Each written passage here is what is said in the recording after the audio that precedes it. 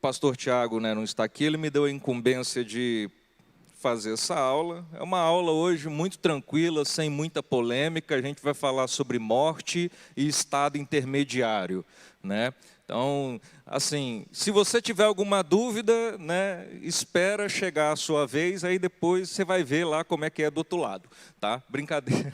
A gente vai ver, na verdade, o que a Bíblia, né, traz a respeito desse assunto.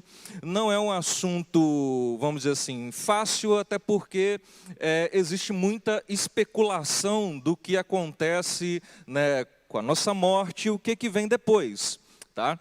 Então a gente tem que tomar um cuidado muito grande para a gente não especular certas ideias. E por isso que a gente tem como regra, né, de fé e prática a palavra de Deus.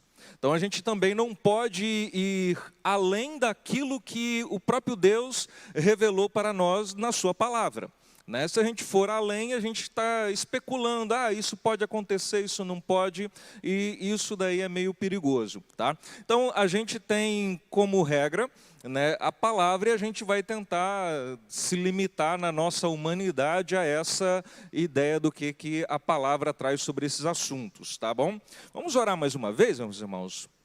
Senhor Deus, nós queremos te agradecer por esse dia, e pedir a Tua graça, a iluminação do Teu Santo Espírito, ó Deus, para podermos falar e podermos entender e compreender desses assuntos que são ainda, em certa parte, misteriosos, porque o Senhor não mostrou tudo na Tua palavra, mas nós queremos compreender, porque essa também é a razão de uma esperança nossa, né? Que após a morte nós seremos resgatados, remidos, redimidos pelo Teu sangue, Senhor, e viveremos eternamente contigo, Pai. Por isso, venha nos firmar na Tua palavra, para que nós possamos compreender e entender desses assuntos que serão falados hoje, ó Deus. Nos iluminas com Teu Espírito, em nome de Jesus. Amém. Então, irmãos, nós vamos hoje tratar, na verdade, é o penúltimo capítulo da Confissão de Fé, né? É o capítulo 32. Só falta depois desse mais um capítulo que fala do juízo final, e aí encerra os estudos da Confissão de Fé, né? São as últimas questões aí. E o que a gente trata aqui, na verdade, desses últimos capítulos, está tudo ligado com aquilo que já foi tratado anteriormente, de quem é o homem, do pecado, do pacto que Deus fez com a humanidade, né? Então, todos esses assuntos, eles estão interligados, tá? Então, hoje, na verdade, eu não vou falar de todo o capítulo, eu vou falar de apenas um artigo desse capítulo, que é sobre a morte e o estado intermediário. Tá? Que é sobre a morte e estado intermediário. Para o próximo domingo, então, o pastor Tiago vai dar continuidade, vai falar da ressurreição e vai falar provavelmente do juízo final. Tá? Só para a gente entender,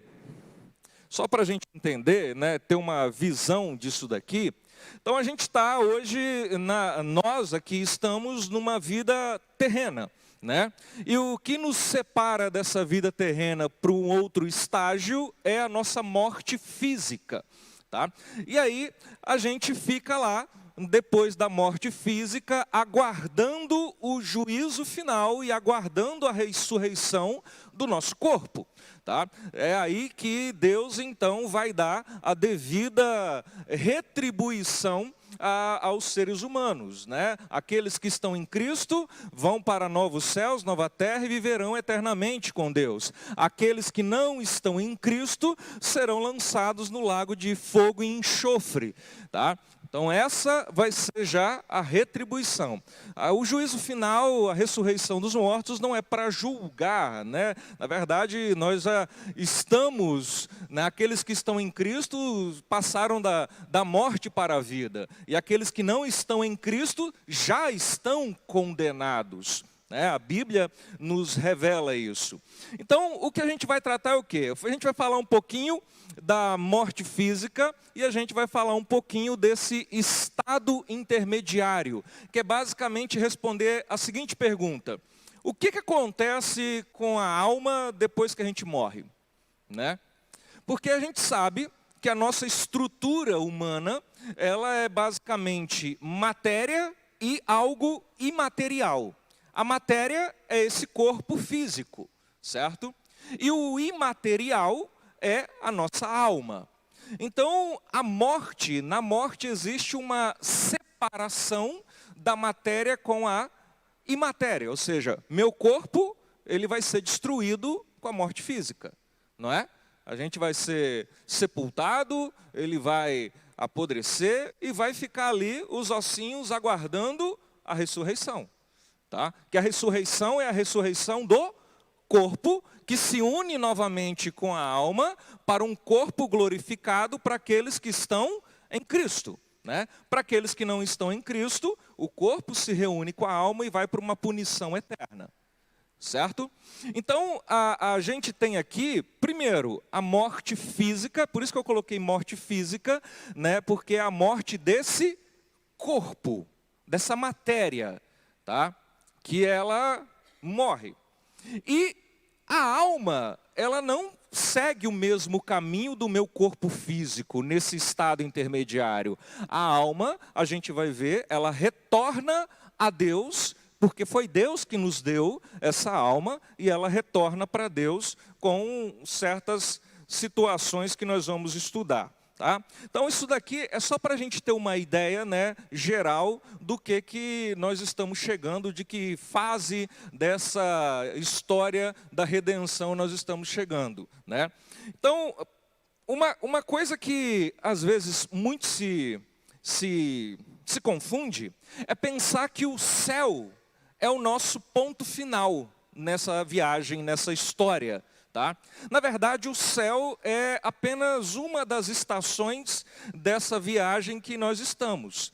Essa frase do Michael Horton é muito interessante, que ele diz o seguinte: ir para o céu, quando morremos, é a estação no meio do caminho. Não há a esperança final anunciada no Evangelho. E às vezes, e até por uma tradição muito forte que nós temos no Brasil, de uma tradição católica, apostólica romana, né, que a gente acha que a gente morre e aqueles que estão em Cristo vão para o céu. E ali acabou. Né? Parece que o céu é o ponto final. Na verdade, não. O céu é o meio do caminho para aqueles que estão em Cristo. O céu é o estado intermediário. Após o juízo final e após a ressurreição do nosso corpo, é que nós vamos sim para o estágio final. Nova terra e novos céus. Vida eterna com Deus, com o corpo glorificado. Esse é o estágio final, a nossa esperança. Que mesmo mortos em físico, nós ressuscitaremos para uma vida eterna, tá?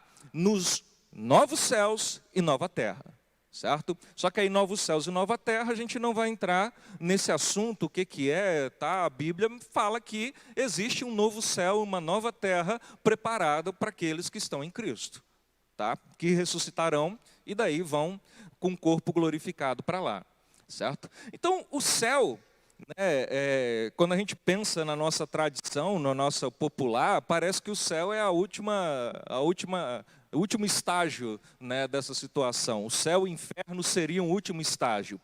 Na verdade, céu e inferno, eles falam justamente desse estado intermediário que a nossa alma estará, tá? Que a nossa alma, as almas estarão, né? Na nossa alma eu espero que esteja no céu, né? Aqueles que estão em Cristo estarão no céu, aqueles que não estão em Cristo estarão no inferno. Então é disso que a gente vai tratar um pouquinho aqui com a gente hoje, tá? Então a questão é, o que acontece com a gente na morte, tá? Primeira coisa é entender. E aí vem a primeira parte lá do primeiro artigo desse capítulo 22 lá da confissão. O corpo dos homens, depois da morte, volta ao pó e vê a corrupção. Tá? Então, aqui a confissão de fé, expressando o que diz a Bíblia, o que acontece com o nosso corpo? Fica para a semente? Não. Né? Ele morre e volta para o pó. e vê a corrupção, ou seja, vê o que ele é, efetivamente, né? É pó, tá? É pó. Só não vai morrer quem? Sabia que tem gente que não vai morrer? O dia que Jesus voltar na sua segunda vida, quem estiver vivo aqui, né, não vai morrer, tá? Já vai passar por uma transformação, certo? Mas a gente tem uma tradição, assim, quem gosta de morte aqui? Acho que ninguém, né? A morte, às vezes a gente tem muito medo. Talvez o maior medo não é pelo fato, talvez, de morrer em si, mas é como morrer, né? Às vezes a gente tem medo da dor da morte, né? O que pode acontecer, como eu vou morrer, isso eu não sei. E o fato de nós estarmos em Cristo não significa que estaremos livres, talvez, de uma morte dolorosa, de uma morte traumática, tá? Nós devemos passar por ela, a não ser que Cristo volte antes, né? Mas devemos passar por ela, é uma realidade, certo? A questão é, quando morremos, né, o que acontece um segundo depois disso? Tem um livro de um teólogo, Erwin Lutzer, que é um livro que ele coloca, se eu não me engano, é 1 minuto na eternidade, ou 1 minuto após a eternidade, né? Que ele reflete, ele tenta responder justamente essa pergunta, né? Você morreu, e aí? O que vem depois? O segundo que vem depois já definiu tudo o que vai acontecer na eternidade. Na verdade, a morte, ela é o estágio final. Antes da morte, é a última chance que você tem de acreditar no que Cristo fez, acreditar em Cristo e se render a Ele, se arrepender com fé a Cristo. Depois que a morte chega, aí já não tem mais o que ser feito. Aí já não tem mais o que ser feito. E a gente vai ver que a confissão de fé, ela expressa muito bem essas ideias da teologia reformada. Mas vamos lá. Primeiro, qual é a origem da morte? Morte que a gente está falando aqui, pessoal, é, a princípio, a morte física, né? Quando é que entrou a morte para a gente? Quando Adão e Eva pecaram lá no jardim. Na verdade, o próprio Deus já tinha avisado, não é? Qual era a lei que Deus tinha dado no pacto adâmico? Falou assim, olha, Adão, vocês podem comer de tudo que tem aqui no jardim, menos do fruto da árvore do conhecimento. Porque o dia que vocês comerem, certamente morrerão. Então, a promessa, a lei já estava estabelecida no jardim. Ao dia que vocês comerem, certamente morrerão. E aí, Adão e Eva, eles comem do fruto do conhecimento do bem e do mal. Eles morrem instantaneamente? Não. Existe, num primeiro momento, uma morte espiritual, que é o quê? Essa morte que toda a humanidade, até hoje, também sente reflexo, que é uma separação daqueles que não creem em Deus, tá? Com o ser humano. Nós, por um tempo, nós vivemos também separados de Deus, até que um dia o Espírito Santo nos convence do nosso pecado, nos leva ao arrependimento, gera em nós a fé e nós passamos a crer em Cristo. E aí nós somos religados com o nosso Deus em comunhão, através da obra de Cristo, pelo poder do Espírito de Deus. Mas até lá, nós estamos o quê? Separados de Deus. Isso é algo que a gente vê na humanidade. Muitos seres humanos separados de Deus, uma morte espiritual. Só que além da morte espiritual, veio também uma outra consequência, que foi uma morte física. Tá? Adão e Eva morreram? Morreram, né? Morreram. Daqui a 100 anos, quantos de nós estaremos aqui?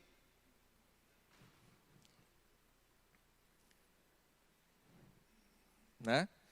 Então, é só você imaginar que, provavelmente, daqui a 100 anos, essa geração que está aqui, provavelmente não existirá mais, né? E eu não estou falando de muito. A história, né, se você pegar desde Adão e Eva, muita gente já sofreu a morte física.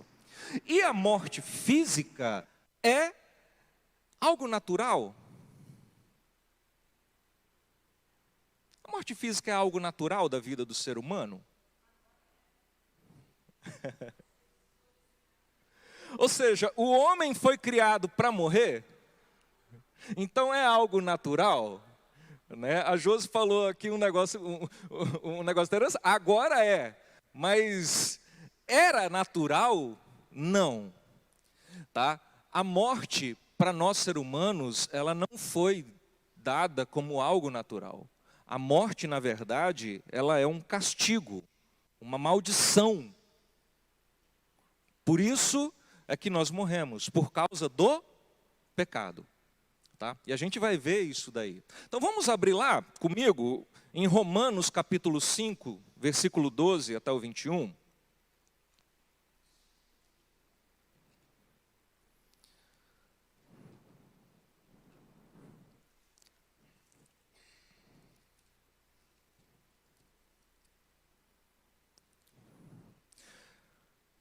Aqui Paulo, ele vem, Romanos capítulo 5, 12 a 21, Paulo vem expressar muito bem sobre essa questão da morte, né? Romanos 5, 12, 21. Olha o que o texto diz. Portanto, assim como por um só homem entrou o pecado no mundo, e pelo pecado, quem? A morte. Assim também a morte passou a todos os homens, porque todos pecaram, tá? Então, assim, todos nós pecamos e todos nós temos como consequência a morte, porque a própria palavra fala que o salário do pecado é a morte, tá?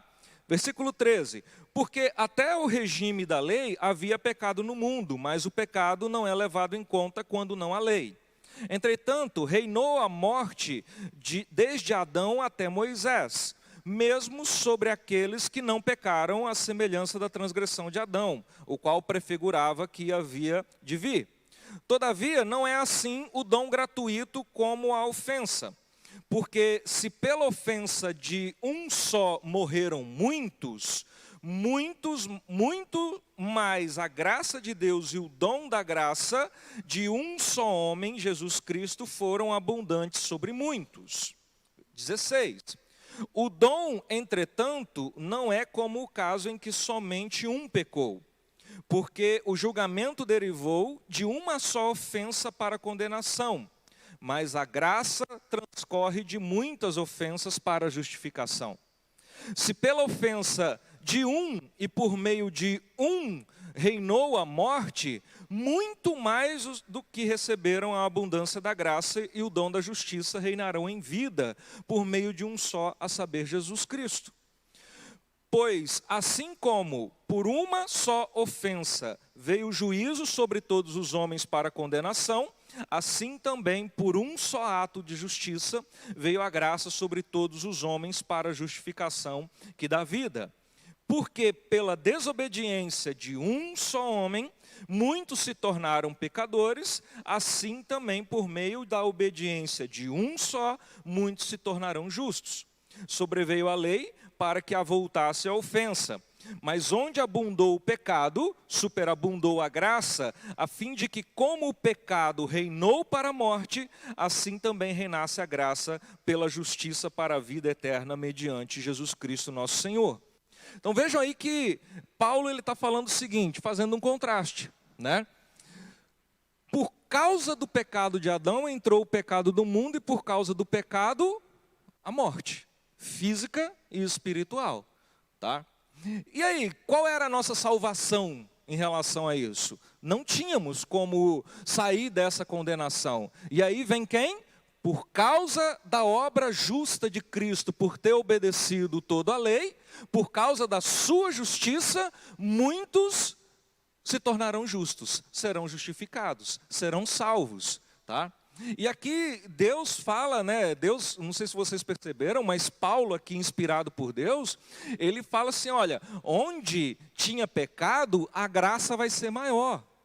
Ou seja, a misericórdia e graça de Deus é muito maior do que a gente tinha sobre o reinado do pecado. Tá? Então vejam que, da mesma forma que um só homem gerou a morte por causa do pecado, por causa de um só homem, que é Jesus Cristo, por causa da sua obra justa, também muitos viverão. Tá? Apesar da morte física, muitos viverão. E viverão eternamente com ele. Tá? Então, aqui Paulo está dizendo o quê? Ele mostra lá a origem da morte. A morte veio lá de Adão. Mas ele mostra também qual é a saída para a humanidade. A redenção da humanidade, que está em Cristo. O homem por si só, ele não tem como se livrar da morte. Tanto física quanto espiritual. Tá? Principalmente a espiritual. Agora, através de Cristo, o homem viverá. Tá? Mesmo que morramos fisicamente, nós viveremos. Tá? Essa é a nossa esperança.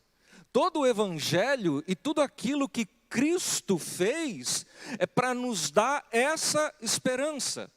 Né? Quando o próprio Jesus fala, não tenham medo daquele que pode tirar, que pode atentar contra o seu corpo físico. Não tenha medo do homem que pode tirar a sua vida nessa terra. Mas tenham medo daquele que pode te jogar no inferno ou no céu. Ou seja, de Deus. A vida e a morte está na mão dele. Tá? Então isso daí nós temos que ficar bem claro. A origem da morte foi o quê? Foi por causa do pecado humano. Essa foi a origem. É natural o ser humano morrer? Não. A morte, ela veio sobre nós como uma maldição, um castigo pela desobediência humana. Tá? Esse é o nosso castigo. E nós sofremos, mesmo em Cristo nós sofremos. A Josi tem uma pergunta? Na verdade, eu vou contar para os irmãos um fato que aconteceu essa semana. Você morreu e voltou? Não. Na verdade, com o menino, isso acontece quase toda hora. Mas eu estava ensinando para o Francisquinho, né, umas coisas, aí tinha uma atividade lá que tinha uma cruz, aí a criança tinha que escrever o nome dela lá no topo da cruz e colar por cima um papel com o nome de Jesus, né? Aí você ensinar para a criança. Quem devia ter morrido aqui? Era você. Quem morreu no seu lugar? Jesus. E ele tem ficado assim, muito inculcado com a questão de que Jesus morreu. Por que Jesus morreu? Quem foi que matou Jesus? E aí eu falei com ele que ele morreu para nos dar a vida eterna. Só que aí eu falei com ele que nós também vamos morrer. E ele ficou desolado. Ele ficou apavorado. Eu vou morrer, mamãe? A senhora vai morrer? O papai vai morrer? E assim, mesmo ele sendo criança, foi uma coisa que desesperou ele, né? E aí eu a princípio, fiquei um pouco sem saber o que falar, sabendo, mas assim, ele ficou bem apavorado com isso. Então, assim, essas verdades são o nosso consolo, absoluto, absoluto. Independente da idade, o único consolo que diante da morte nós podemos ter, é esse consolo, que Jesus morreu para que nós pudéssemos viver, né? E isso é real, isso tem que fazer parte da nossa vida, porque senão a gente entra, principalmente pessoas desesperadas e ansiosas, a gente vive mesmo à beira do caos, né? A gente não se conforma com a morte, né? A morte não é algo bacana mesmo, né? Principalmente para aqueles que ficam e sofrem, né? Mas é algo que é um castigo, é uma maldição pela desobediência de um só homem. Essa é a realidade bíblica da morte, é um castigo, é uma maldição, tá? E aí, então, essa é a origem da morte. E a gente tem A questão que depois da morte, o nosso corpo físico, ele vai para onde? Para o pó, né? Então, após o pecado, Deus fala, olha, do pó você saiu e do pó você vai voltar, tá? Então, o destino até o juízo final do meu corpo físico é onde? O pó, a sepultura, tá?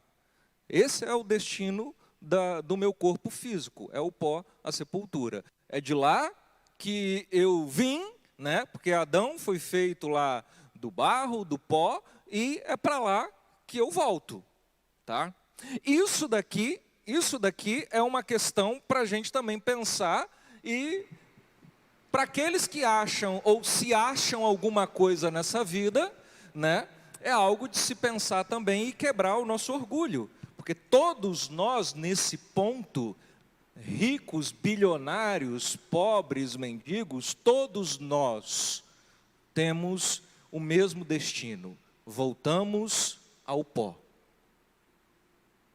Independentemente daquilo que você foi nessa vida terrena, daquilo que você conquistou, para o seu orgulho, para a sua vida, você tem que parar e pensar que o seu corpo físico volta ao pó.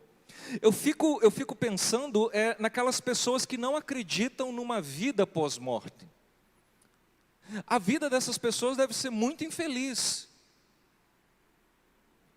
Deve ser muito esquisito, porque a única esperança que eu tenho de viver aqui, né, de fazer as coisas, de tratar bem as pessoas, de ser educado, de ser bom, ajudar o próximo, é justamente porque Cristo manda fazer isso, e algo, né, e uma recompensa, um galardão também existirá numa vida eterna.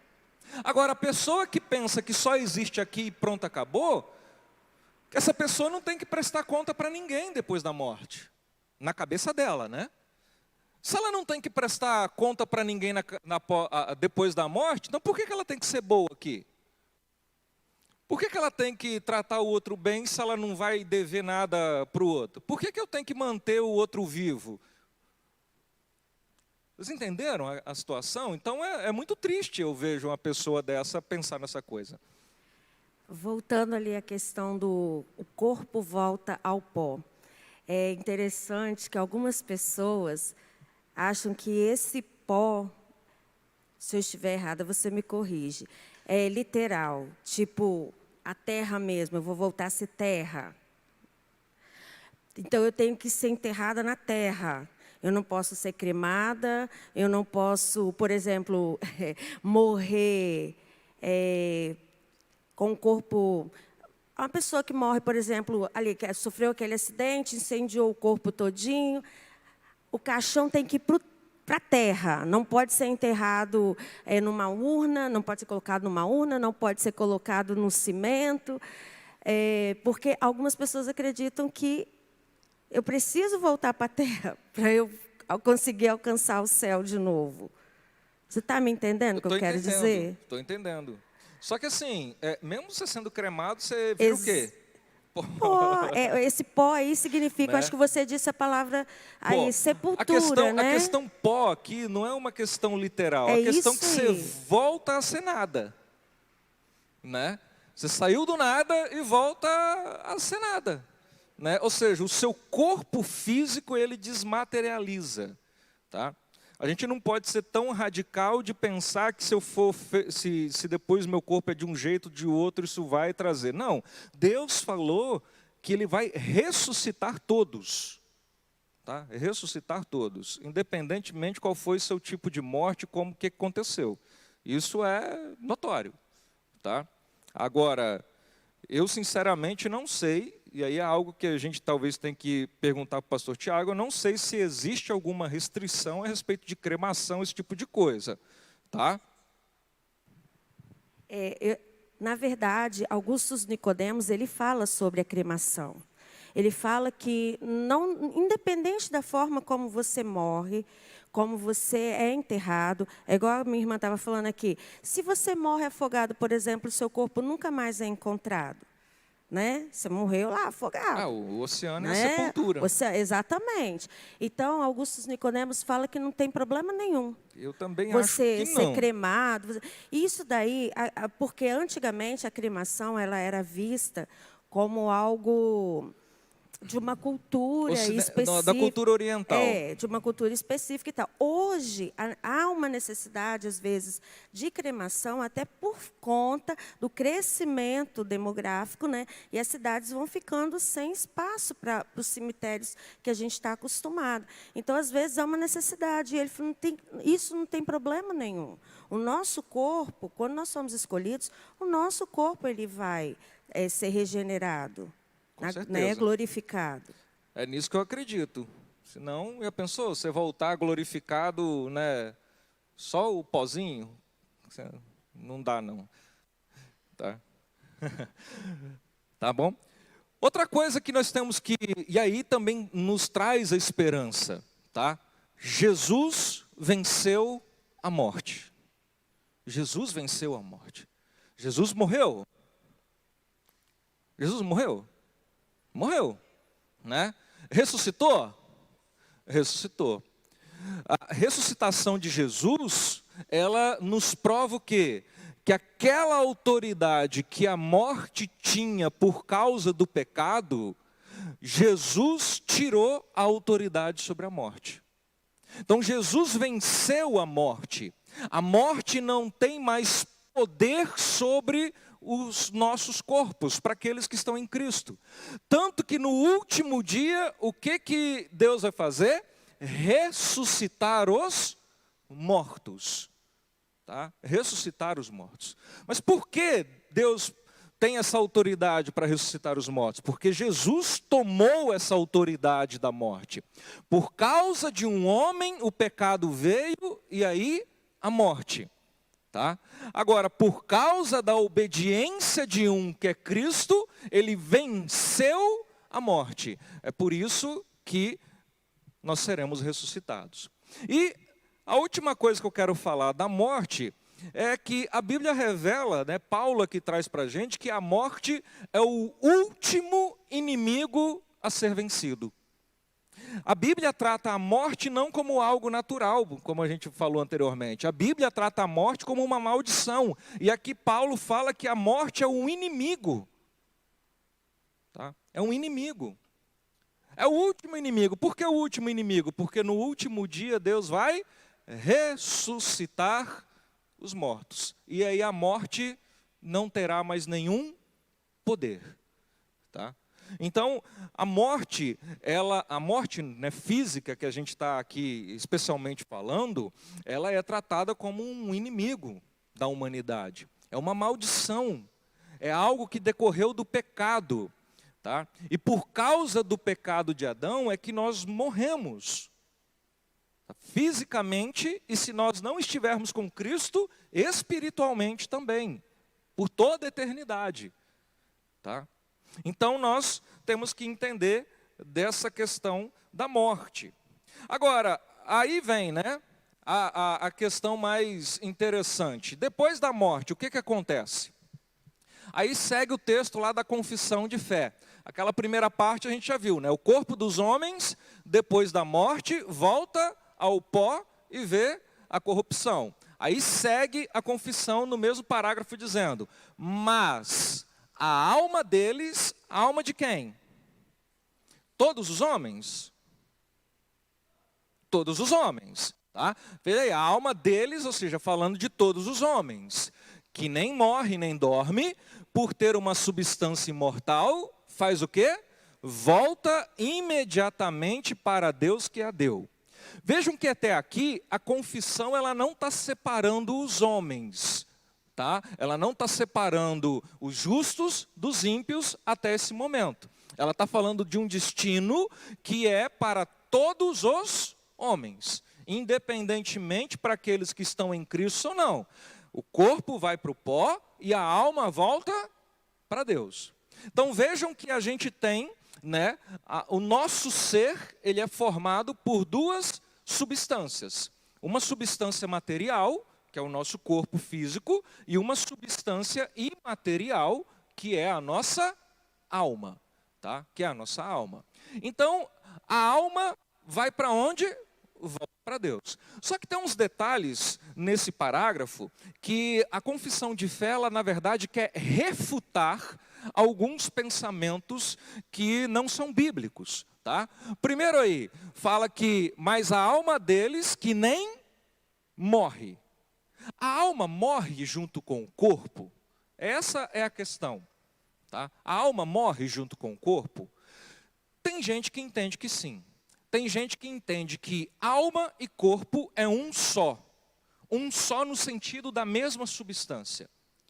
Que não tem como a alma viver sem o corpo, e vice-versa também.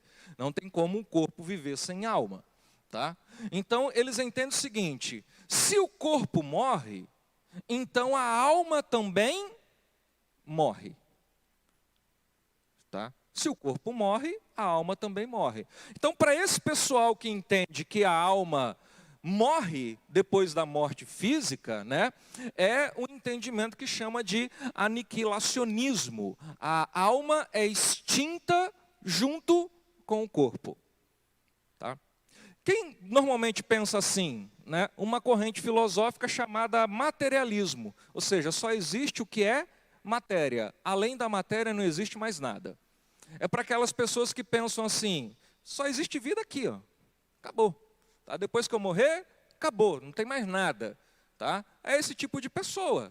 E a confissão de fé, ela está deixando claro que o ensinamento bíblico que a sua alma não morre junto com o seu corpo. A sua alma não é extinta junto com o seu corpo físico. Ela permanece.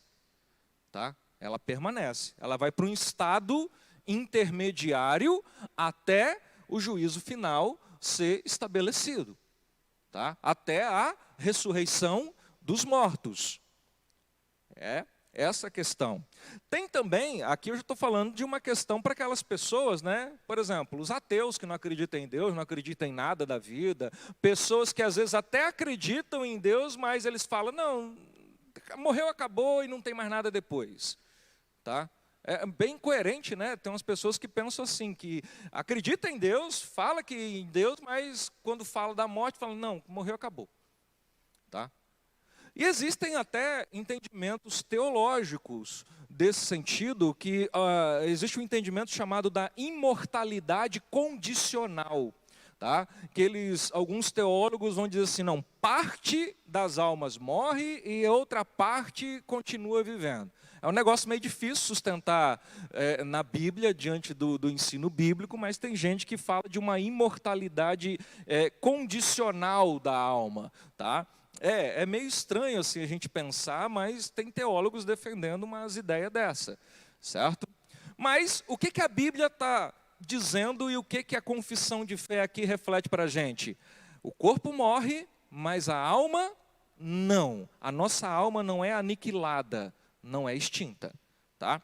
Outra coisa aqui que a confissão de fé, ela vem trazendo para a gente. A morte física, o que acontece com a alma? A confissão de fé está dizendo que o corpo morre, mas a alma não dorme.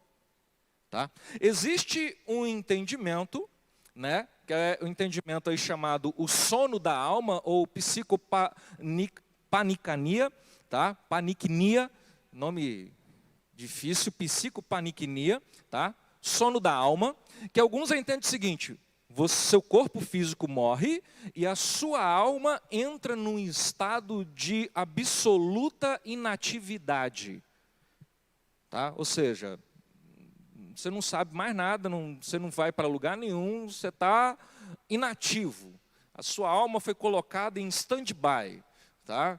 Está lá engavetadinha, esperando acontecer alguma coisa, até alguém dar o botãozinho de start para ela voltar, certo?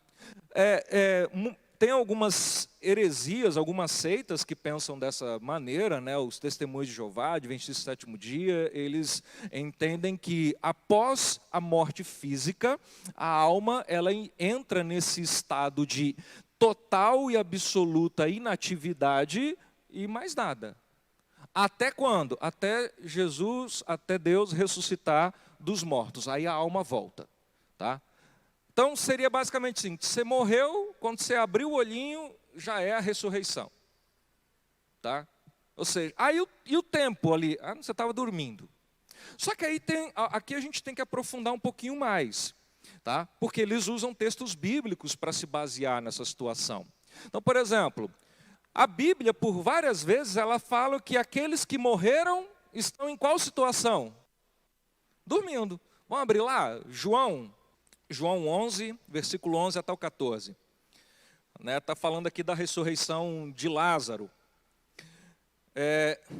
Isso dizia, e depois ele acrescentou: nosso amigo Lázaro adormeceu, mas vou para despertá-lo. Quem é que está falando aqui? Jesus.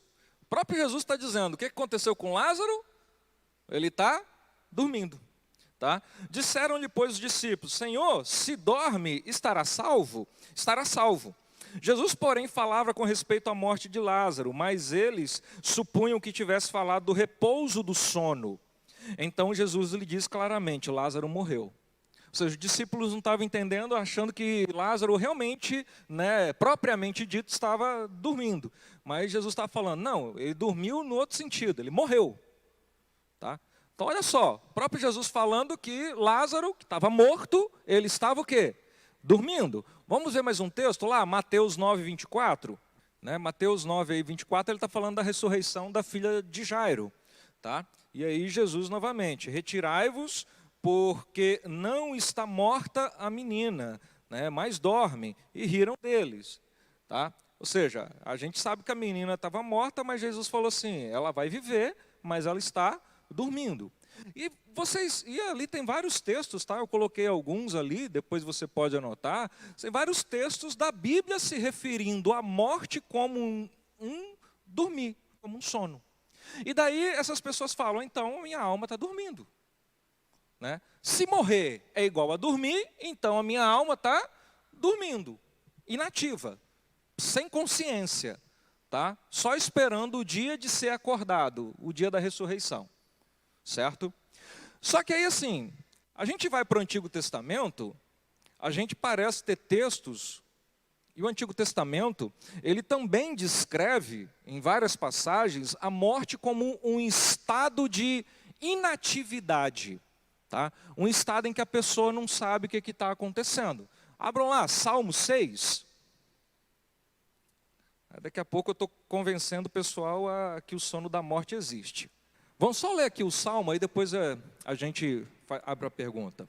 Olha só o que diz o salmista aqui. Pois na morte não há recordação de ti, no sepulcro quem te dará louvor?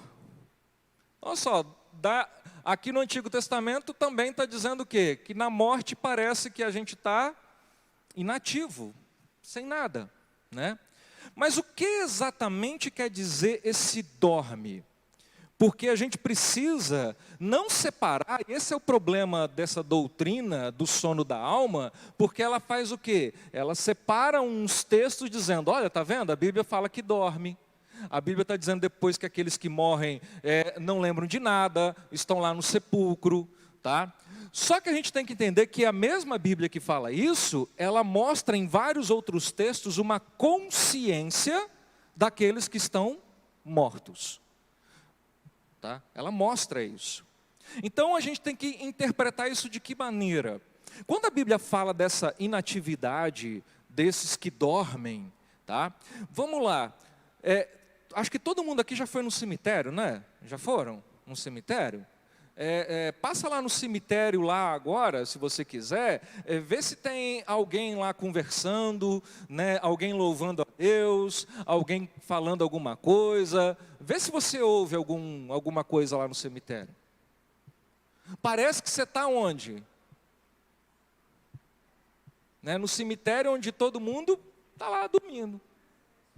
Um silêncio total, uma total inatividade. Esse dormir, na verdade, essa inatividade não é propriamente da alma, tá? Mas do nosso corpo físico. O nosso corpo físico, depois da morte, ele entra num estado que acabou. Tá? E a gente tem que entender uma outra coisa, e um princípio também muito importante na hora de interpretar a Bíblia. Principalmente quando a gente vai para o Antigo Testamento. Deus não revelou tudo de uma vez. Deus foi revelando as coisas de maneira progressiva. Então, o entendimento de morte que o pessoal tinha no Antigo Testamento não é um entendimento de morte tão completo assim, que a gente tem que ir para o Novo Testamento e completá-lo, e entender melhor. Irmã? Me falaram, depois que a minha mãe morreu e o meu marido morreu, eu estou sempre querendo saber alguma coisa. Me falaram que quando a gente morre, a alma vai direto para o céu e lá fica cantando louvores. Agora você já falou que ela fica dormindo. Não estou falando isso não. Não, alguém já me falou. Ah, tá. Aí eu estou querendo saber se ela canta louvor ou se está dormindo. Vamos chegar lá. Aí também tem outra coisa. Uma coisa já te respondendo. Ela não está dormindo. Não está dormindo. Mas entendeu? não está cantando louvor. Para aqueles que estão no céu. Ah, tá. Tá? Porque tem aqueles que foram para o inferno já. Sim. Então, mas aí tem outra pergunta. Não sei nem se você vai conseguir me responder. A pessoa, quando na hora da morte, as pessoas falam assim, quando a pessoa morre, às vezes assim, aquelas pessoas que não têm o hábito de perdoar ou está em pecado, aí as pessoas falam assim, mas isso é uma coisa entre ele e Deus. Aí, o corpo está ali morrendo, ele vai saber que ele está morrendo para ele pedir perdão a Deus? Ou está entubado, ou morre acidentado. Essa pessoa pede perdão a Deus? Na hora da morte, o Espírito sabe que o corpo está morrendo e tem que pedir perdão a Deus? Mas aí que está, a nossa salvação, ela está vinculada a gente pedir perdão a Deus ou Deus nos perdoar por intermédio de Cristo? Entendeu? Quem é que nos salva? É meu pedido de perdão ou é Deus que me salva? Independente de eu pedir perdão. A gente crê na doutrina da predestinação, que Deus predestinou, tá? Então, assim, a gente não sabe exatamente o que acontece com essa pessoa, se ela foi salva ou não, dependendo das circunstâncias, não é? Sim. Então, a gente não tem essa ideia. Então, para dizer se ela foi salva ou não, se ela vai pedir perdão, se ela tem consciência ou não, isso é muito complexo. A questão é que, de regra, a gente tem o quê? Aqueles que são salvos, eles vão expressar e vão seguir numa vida de buscar a santidade, né? Antes de chegar no leito da morte. Antes de chegar no leito da morte. Mas aí eu pergunto para a senhora acha que até a gente chegar no leito da morte, a gente já resolveu todos os pecados que a gente tinha? Acho que não. Quando a gente está no leito da morte, a gente vai... mesmo conscientes, a gente vai conseguir lembrar de todos os pecados que a gente fez e pedir perdão? Né? Eu acho muito difícil. Então, por isso, assim, eu não concordo com essa ideia de que muitos cristãos têm, é que na hora de morrer eu tenho que ali fazer um pedido de perdão expresso, né? E falar assim, Deus perdoa, porque senão eu vou para o inferno. Mas é a doutrina da predestinação, da perseverança dos santos, da segurança da salvação para aqueles que estão justificados em Cristo. Se eu estou justificado em Cristo, Paulo fala, nada pode me separar do amor de Deus. Né? Então eu penso dessa forma, que a Bíblia me fala que a eleição, a predestinação que Cristo fez da minha vida, né? Independentemente, é claro que a eleição é para as boas obras, a predestinação é para as boas obras, para a santificação, né? Independentemente disso, a gente tem situações que fica difícil a gente dizer, né? O que Deus fez na vida dela, naquele momento, tá? A questão é, e aí o nosso trabalho missionário, a gente tem que pregar o evangelho antes das pessoas chegarem nesse ponto. Para as pessoas, né, se convencerem de Cristo e ver o evangelho antes de chegar nesse ponto. Porque às vezes quando chega já lá, aí talvez pode ser que ela não entenda mais, né, o que está sendo pregado. Tá? Só pela ordem, o Léo, depois o Cícero e aí o presbítero Samuel. Fabiano e irmã Maria, sobre essa questão do perdão, de pedir perdão a Deus antes de morrer, É importante destacar que Cristo, a Bíblia fala que Ele morreu de uma vez só por todos os nossos pecados. Então, a gente pede perdão a Deus como um ato de humilhação, como um ato de prática de fé. Mas Cristo morreu já por todos os nossos pecados. Por isso, seria impossível ao homem ele se salvar se ele tivesse que pedir perdão imediatamente antes de morrer. Então, essa obra já foi consumada por Cristo. Então, às vezes a gente pensa em coisas graves, mas, por exemplo, se eu contei uma mentira e um cara fez uma ultrapassagem proibida e bateu em mim e eu morri. Eu não perdi a salvação por isso. Então, essa segurança, ela está garantida em Cristo, que Ele morreu por nós uma vez só, por todos os nossos pecados. A gente agora tem que viver de acordo com a salvação que Cristo nos dá. E aí você me faz lembrar da questão daqueles que estão salvos estão inscritos no livro da vida, né? Eu fico imaginando, se a gente fosse pensar assim, o trabalho que os anjos teriam, né? E tanto de corretivo que ia gastar lá no céu, né? O cara lá esperando assim, pecou, apaga. Arrependeu, volta. Pecou, apaga. Né? Ia ser complicado, né? O livro da vida ia estar todo rasurado por causa disso, né? Até lá o anjo lá esperando, vamos ver se ele pede perdão, e não perdeu, apaga, tá? Então não me parece que quando o meu nome é inscrito no livro da vida, porque Deus me justificou em Cristo, não me parece que eu perco a salvação, mesmo que eu não tenha essa condição de pedir lá no final, no leito de morte, perdão de algum pecado, né? Porque eles já foram perdoados, eu já fui justificado, né, por todos. Agora, a recompensa que eu vou ter no céu, o galardão, aí sim, isso talvez pode ser mencionado, mas aí a Bíblia não é muito clara a esse respeito. Presbítero Cícero. É só reafirmando mesmo, eu ia tratar dessa mesma questão que o Léo falou, mas só tratando em outras palavras, quando nós cremos em Jesus, nós somos salvos. Essa é a afirmação bíblica, né? Quando nós entregamos a nossa vida ao Senhor, nós somos salvos. E nós somos, nesse momento, novas criaturas. Nós somos habilitados, coisa que nós não tínhamos condição de fazer antes. Nós somos habilitados a poder viver a prática de boas obras, né? Só assim que nós podemos praticar boas obras. Mas isso nos inicia um processo de santificação. Isso não nos torna imediatamente perfeitos. A perfeição, a santificação, ela é progressiva. E, como o Léo disse, nós não temos o controle da prática dos atos e o momento da nossa morte. A morte ela é inesperada, acontece num momento inesperado.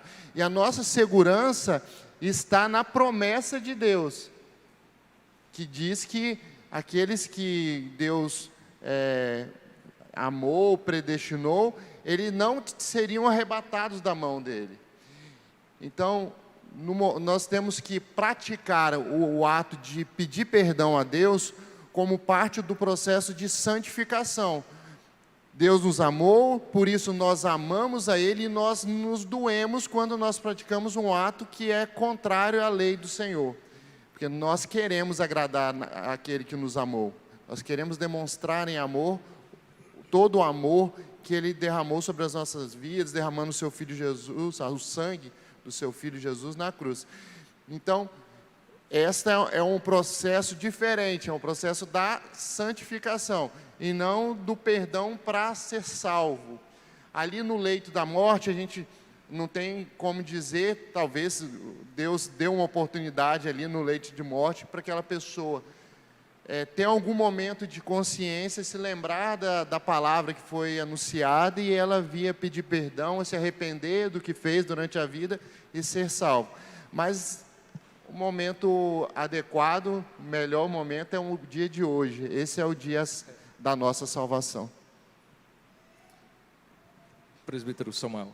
É um assunto assim bastante difícil, talvez, para algumas pessoas, porque geralmente as pessoas não querem morrer. Não quer. Mas eu, decorrer do estudo, desde o início, eu fico pensando o seguinte: como que é um estudo sério, né? É um tema muito sério, que tanto aqueles que já se converteram em Cristo Jesus, já tem Cristo na vida deles, sabe, tem uma noção de como funciona. E o ímpio também, ele sabe que ele vai morrer, mas ele não sabe, ele não tem tipo, aquele privilégio que nós estamos tendo, como nessa manhã que está estudando, né, debatendo esse assunto importante. Mas o que mais assim me deixa assim curioso é o seguinte, que o homem, ele vive como se tivesse fosse algo neutro nesse mundo. Nenhum tema como esse é capaz de despertar ele para o reino. Sabendo que ele vai morrer, ele continua assim, não, eu posso continuar pecando. Nada, vai dar nada não. E continua pecando. Como se nada fosse acontecer. Como se ele não ia ter que prestar conta nenhuma, de nada, tranquilo. Continua no seu pecado. É igual está lá em Romanos, né? Um fala que, mesmo Deus se revelando de várias maneiras para eles, continuavam pecando. Chegou ao ponto de muitos ser entregues. Tais homens foram entregues para viver na sua própria imundície. E já sabia, já era um ponto assim que deveria ter se despertado para o reino. Como não fizeram, muitos deles foram entregues para viver na sua própria imundície. Aí eu fico pensando assim, mas aqueles que já se despertaram para o reino, que já conhecem a palavra, a própria palavra diz que mesmo assim, nós que estamos aí, continuamos pecando. Eu acho incrível esse tema, por causa disso aí. A gente continua pecando, né? Sabendo que vai morrer. E parece que não há nada, nem a palavra parece que não desperta um indivíduo para o reino. Ou então para ter uma vida, como você disse antes aí, uma vida mais, né? Assim, ter uma vida melhor, ser um crente melhor, ser uma pessoa, como você disse assim, no tratamento com as outras pessoas. Mas não, a gente mesmo já no reino continua pecando. Aí parece sim que o cara continua neutro, como se ele não tivesse convertido ainda. Está entendendo? É por isso que o próprio artigo ali da confissão fala que a alma do justo, você não passou ali ainda não, mas eu só estou adiantando. A alma do justo, quando ela chega lá, o artigo fala ali que imediatamente ela é santificada. Não só o nosso corpo aqui quando nós estamos vivos, mas quando nós partimos dessa vida, a nossa alma, imediatamente ela está com Cristo, aqueles que morreram com Cristo. É assim que a Bíblia afirma isso. Imediatamente ela está com Cristo, Jesus. E imediatamente ela é santificada, a alma. Aí já não fala o corpo não, fala a alma. Você vê que no início fala que a alma que pecar, essa vai morrer. Então, o homem morre fisicamente, lá no Gênesis, né, fala assim, e morre espiritualmente. Então, mesmo depois que o indivíduo se converte, assim é até onde eu entendi, se eu estiver errado, o irmão pode corrigir. A alma também, ela imediatamente, ela é santificada. Ela é santificada. Então, reinar com Cristo. E fica aquela questão anterior. A gente continua pecando. Né? Continua pecando. Só que, graças a Deus, o crente verdadeiro, ele tem um coração arrependido. Quando ele peca, ele volta atrás. Ele fala, Senhor, tem misericórdia de mim. Precisamos. Ele fala igual Isaías, né? Que eu sou pecador. E habito no meio de um povo de impuros lábios. E eu vi o Senhor. Então, nós temos que ter essa visão. Não pode perder, não. Se perder... Exatamente. Irmão, só para a gente fechar isso daqui, do sono da alma, tá? E aí, talvez, domingo que vem a gente continua, ou eu e o pastor Tiago, a gente continua nessa questão, tá? Então, isso daqui, só para a gente fechar, isso daqui que eu coloquei são bases bíblicas do pessoal que defende. Fala assim, não, aí a alma está dormindo. A Bíblia está dizendo que aqueles que morreram dormem, que não faz nada. Só que essas pessoas se esquecem de outros textos. E aí eu só queria falar de um. Abra aí comigo em Lucas. E só para a gente fechar, para você ver que a verdade bíblica, né, não é sobre o sono da alma. Fala, Vitor. Só um breve questionamento sobre essa questão da separação do corpo físico e da alma. Eu estou até no livro de Lucas 16. É exatamente esse que a gente vai ler agora. Versículo 22. É isso aí que a gente vai ler agora. Aconteceu morrer o mendigo e ser levado pelos anjos para o seio de Abraão. O meu questionamento seria se essa expressão seio de Abraão seria o lugar intermediário. É o lugar onde intermediário. A alma dos crentes aguardaria a ressurreição. É um lugar intermediário, é.